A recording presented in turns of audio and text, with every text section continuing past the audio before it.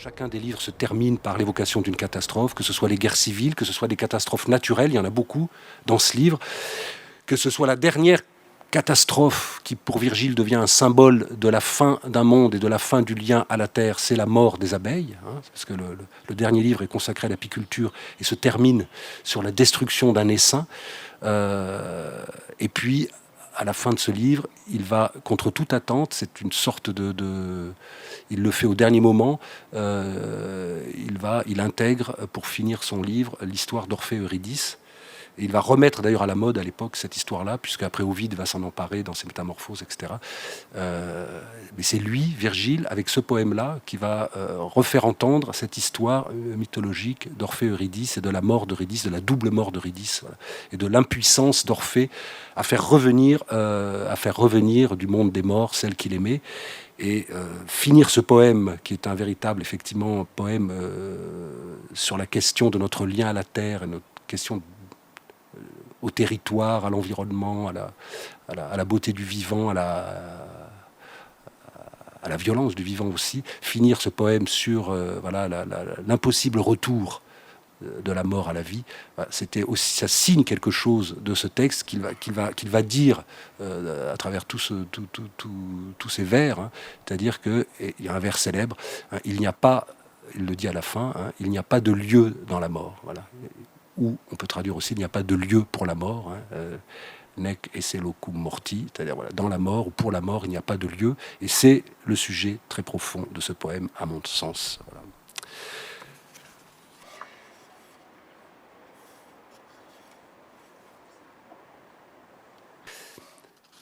Et il explique pourquoi les abeilles sont mortes, et c'est en raison donc de la colère d'Orphée. Donc je vous lis la fin, c'est quelques... Voilà. La colère d'un dieu n'est pas sans s'exercer sur toi, toi et tes abeilles payées pour de grands crimes. C'est Orphée malheureux qui appelle sur toi ce châtiment que tu ne mérites pas, à moins que ne s'y opposent les destins, et qui se déchaîne avec cruauté à cause de sa femme perdue, qui a fui tête baissée le long de la rivière. La jeune femme n'a pas vu devant ses pieds, dans les hautes herbes, une hydre énorme qui gardait la rive. Elle en est morte. Cœur des filles de son âge, cris immenses sur les sommets des montagnes, les cimes du Rhodope, ont pleuré les hauteurs du Pangée, la terre guerrière de Rhésus, et les Gètes, et l'Èbre, et Eurytie, l'Attique. Et lui, pour soulager de salir vide son amour malade, seul avec lui-même sur les rivages déserts, c'est toi qu'il chante, femme douce. Toi et le jour vient, toi et le jour meurt. Il descend dans les gorges du Ténard, passe par les portes lointaines de Pluton, et dans l'obscure forêt d'une épouvantable noirceur va trouver des morts le roi terrifiant. Cœur jamais adouci par les supplications des hommes, mais du fond des séjours de l'Érèbe, ému par son chant, montent les ombres ténues, fantômes privés de lumière. On dirait 1000 oiseaux cachés dans les feuilles et chassés des montagnes par le soir ou une pluie d'orage. Mère, Marie, corps défunt de nobles héros, enfants, jeunes vierges sans époux, jeunes gens jetés aux flammes sous les yeux des parents, tous encerclés par la boue noire, les roseaux difformes du Cocyte, par le marais horrible et son eau morte, retenus et 9 fois prisonniers des boucles du Styx. Ô stupeur! Stupeur dans les maisons, dans les profondeurs létales du Tartare, chez les Euménides aux cheveux entremêlés de serpents.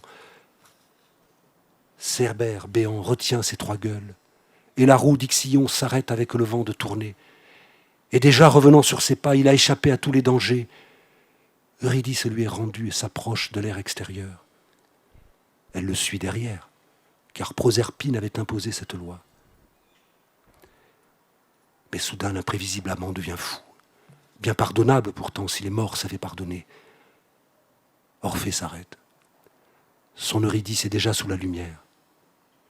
Il oublie tout, hélas, vaincu par le désir, et se retourne pour la regarder. Tous ses efforts anéantis, le pacte conclu avec l'abominable tyran est rompu, triple explosion sur les eaux stagnantes de l'Averne. Et elle, quoi, qui nous a perdus, demande-t-elle. Et moi, la malheureuse, et toi, Orphée? Quelle folie si violente! Les destins cruels me rappellent en arrière. Le sommeil éteint la lumière flottante de mes yeux. Adieu maintenant. Adieu, je suis ramené à la nuit gigantesque qui m'encercle. Hélas, moi qui ne suis plus à toi, les paumes impuissantes de mes mains tendues vers toi, dit-elle lors de sa vue soudain qui s'enfuit à l'opposé, comme une vapeur mêlée au souffle ténu. Lui en vain veut rattraper les ombres et lui dire tant de choses encore, mais il ne la voit plus, et le passeur de Pluton n'entend plus qu'il traverse le marais qui les sépare. Que faire? Où se tourner quand 2 fois sa femme fut enlevée? Par quelles pleurs émouvoir les morts? Par quelles paroles les dieux? Elle flotte déjà glacée dans la barque du Styx. On raconte que lui passe 7 mois entiers à pleurer sans arrêt sous une falaise suspendue, au-dessus des flots, déroulant son chagrin dans les antres gelés, tigres adoucis, chênes émus par son chant.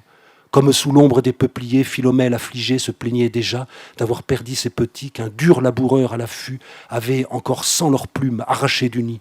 Toute la nuit elle pleure et sur une branche elle reprend son chant malheureux. Et de ses gémissements funèbres, elle remplit l'immensité lointaine des lieux. Aucun amour, aucune étreinte pour toucher son cœur. Solitaire, Orphée traverse glace, neige, chant jamais débarrassé du froid. Obsédé par le rapt d'Eurydice, il se plaint du don avorté de la mort. Mais les femmes s'iconnent, prenant pour du mépris cette plainte, une nuit au cours d'orgies sacrées en l'honneur de Bacchus, déchiquette le jeune homme, disperse ses restes au loin dans les champs, et même encore une fois, sa tête arrachée à la blancheur de son cou qui roulait dans le gouffre, emporté par le fleuve, Eurydice, Eurydice, appelait sa voix et sa langue glacée, une fois sa vie enfuie, malheureuse Eurydice, et le long du fleuve, sur les rives, l'écho répétait « Eurydice !» Eurydice.